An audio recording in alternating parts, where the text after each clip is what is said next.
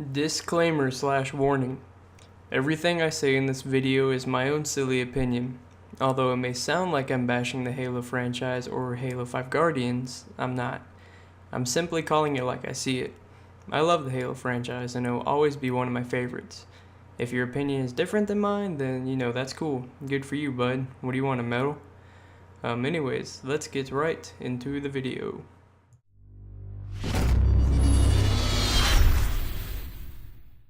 Now I know the title of this video is awfully confusing because, well, Halo and Call of Duty are two completely different types of games, and they have a very different type of fan base.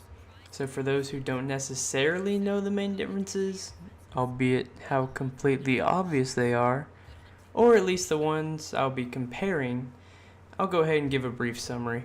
Halo has always been an interesting game, one with a cast of well-rounded, fully developed characters that the player connects to. You feel a sort of connection to the characters similar to how you would when reading a well-written book.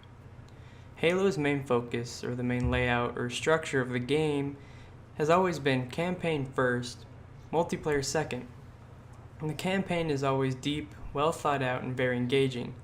The locations and settings of Halo games are beautiful, one of a kind, and offer a glimpse into what could exist beyond a big blue planet. Halo's campaign is backed up by countless novels, comics, movies, etc. that help thicken the plot and expand the universe on a scale similar, not the same so don't get butthurt, but similar to the likes of Star Wars. Halo's multiplayer, however, has always been about having fun. One could find beauty in its simplicity, and the fact that overall it's a more casual experience, bar a couple of MLG playlists. The matchmaking was full of basic, easy to understand game modes with a good map variety, with various power weapons scattered across the map to add to the fight just to make it more intense. Pre-Halo 5 games had a heavy focus on custom games, where you could get with a group of friends, create a new map and a game type, and just blast and relax. A lot of community involvement and casual playing was incorporated into old school Halo. Now, Call of Duty, on the other hand, was basically the polar opposite of Halo, and it still is. The main platform for almost every Call of Duty game in existence, post Call of Duty 3, has been multiplayer first, campaign second. What I mean by this is that the CoD developers have put significantly more time and resources into the creation of Call of Duty's multiplayer rather than the campaign. In all honesty, CoD's campaign is very boring with flat, not well developed characters that you feel no connection to. A cliche, overused, recycled storyline, and non-engaging generic missions in a very unappealing setting. On the other hand, Call of Duty's multiplayer is full of interesting weapons, customization, game modes, maps with a fairly refined leveling system and just enough balance to make you continue playing no matter how unfair you claim the game is when some neckbeard COD god slaps you around like a bitch. Call of Duty's multiplayer is a lot less casual. It has a huge emphasis on esports, where you're expected to get good and devote time and effort into becoming just good enough to be able to compete with those who, have the time to sit around and no-life the game. Because it's an ungodly competitive multiplayer scene. That's basically the main difference between Call of Duty and Halo. Alright, now that those who didn't know the fundamental differences are all caught up, I'm actually going to explain how Halo is, in my opinion, becoming a CoD clone. Firstly noted, the game being referenced is Halo 5 Guardians, because everything before that game is basically old or classic Halo. Let's start with the campaign. Halo 5's campaign sucks. A lot of people will agree with that, and a lot of people will disagree. With the false advertising campaigns used to promote the game and the pitiful 45-second cutscene fight between Chief and Locke, who shouldn't be evenly matched because Chief is a Spartan too and one of the most badass humans ever, while Locke is just your Oni dude who became a Spartan because he said, hey, I want to volunteer for this. Anyways, The characters are boring and undeveloped, bar a couple of iconic names from the previous installments of Halo, such as Chief, Blue Team, Cortana, people like that. We're presented with a new group of flat, underdeveloped, and rather boring Spartan 4s known as Fireteam Osiris.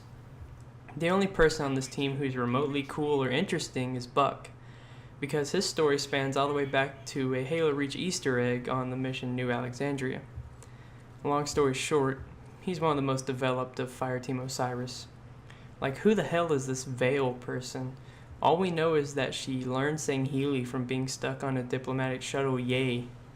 Tanaka is pretty much the least developed main character in the history of Halo anyways. The campaign storyline has a lot of twists, but the main one being that Cortana is the bad guy. Oh, and if you're worried about spoilers, you shouldn't be. Halo 5's been out for almost a year. You've had plenty of time to play the game or look a playthrough on YouTube. Anyways, for the most part, the story is not very engaging. It's a cliche premise with an artificial intelligence trying to bring harm to the galaxy/human race, blah blah blah. It's been used before, many times in, cinema, games, whatever. The 15 missions were granted, well, technically 13, because 2 of them I would classify as a walk and talk simulator, are boring, with the cliche Locke's Black Ops missions in the Sangheili Civil War and Master Chief's drawn-out hunt for Cortana on Genesis. The missions didn't feel exhilarating because the idea has been recycled so many times that the game became pretty predictable in all honesty. And one side note that made me and many others pretty angry, there are only 3 chief levels. 3 out of 15. The locations of the game were supposed to be iconic, but they fell short. Genesis, Meridian, Sanghelios, they were all too generic.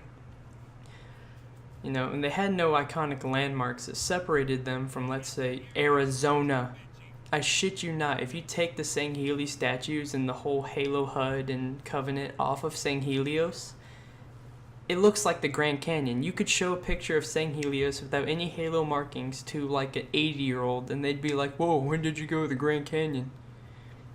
Except for when you're in Sunayon, which looks strikingly similar to Camino from Star Wars. See, it's uninspired. Well, it's inspired, but it's not original. And Genesis was basically a recycled Requiem with a couple of new flora added. And, don't even get me started on Meridian. It was just bland and uninspired and relatively boring looking. But, that's the campaign, basically. Alright, now let's take a look at the multiplayer. Halo 5's general structure was, unfortunately, multiplayer first, campaign second. I know a lot of people are going to disagree with that statement, but that's kind of how it looks. It really feels and looks like 343 Industries put far more resources into Halo 5's multiplayer than its campaign. The multiplayer is no longer suited for the casual Halo fan. Some lady from 343 Industries, I don't remember her name, even said in an interview that they tried to appeal more to the esports competitive audience, which isn't and shouldn't be your target audience. Classic Halo fans should be. Basically, what that means is 343 Industries is trying to convert hardcore CoD players to Halo, which that shouldn't be their primary goal to begin with. Matchmaking is heavily competitive with a much larger emphasis on ranking, and I don't mean like Spartan rank, like SR 150 ranking, I mean like league ranking, like bronze, gold, diamond, etc. The casual Halo player who doesn't have the time to just sit around and no-life the game has a much harder time enjoying and keeping up in matchmaking because all of the esports hardcore neckbeards just mop the floor with the casual Halo players. And in my opinion, this ruins the Halo experience for many people. The Forge system, albeit very expansive, has also become far too complex and advanced in that someone can't just spend 15 minutes slapping together a fun little map and game mode for him/her and their friends to laugh and enjoy. The complexity of this new Forge system is turning a lot of people away and forcing us to rely on the type AA perfectionist to make all the maps for us, because we don't have the time to sit around and no-life the game. For example, I took 10 minutes to make a small arena looking map in Halo Reach, where all you had was swords, gravity hammers, and sticky nades. And my friends and I loved it, and we would invite tons of people and just have a good time in the utter chaos that ensued.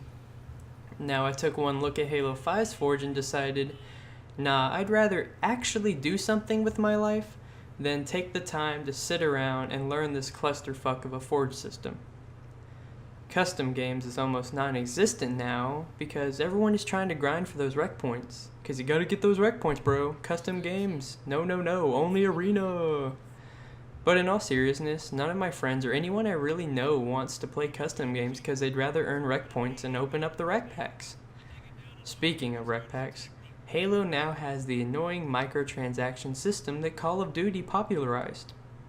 Originally, you had to earn your armor and things like that by unlocking achievements, or in Halo 4's case, doing challenges to prove that you earned and deserved that armor permutation.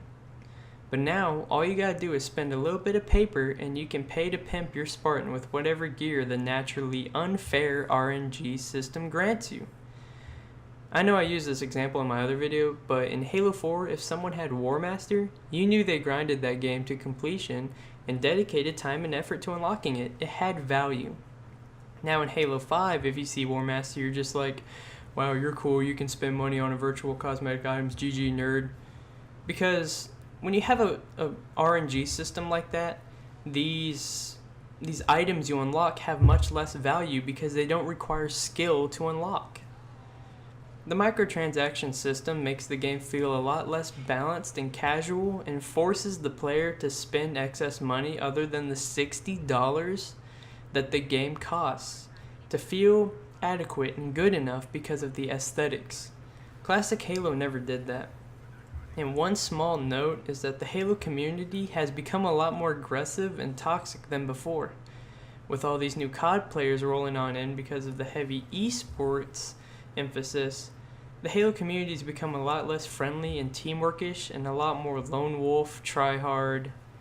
Let's just say it's more heated and not in a good way.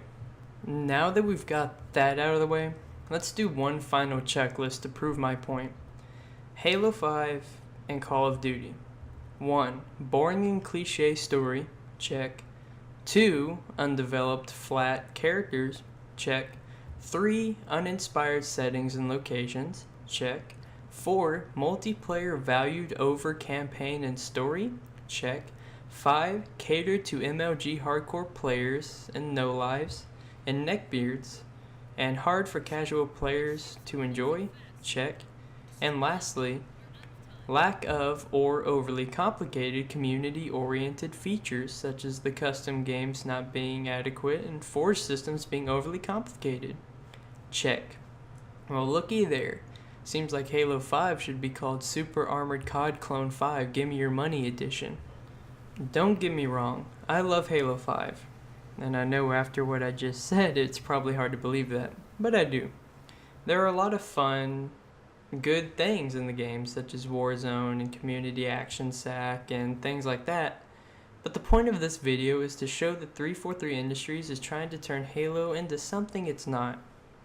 They're deviating away from the Halo way and trying to appeal to Call of Duty players while leaving their original, story-loving, casual, and hardcore player fanbase in the dark.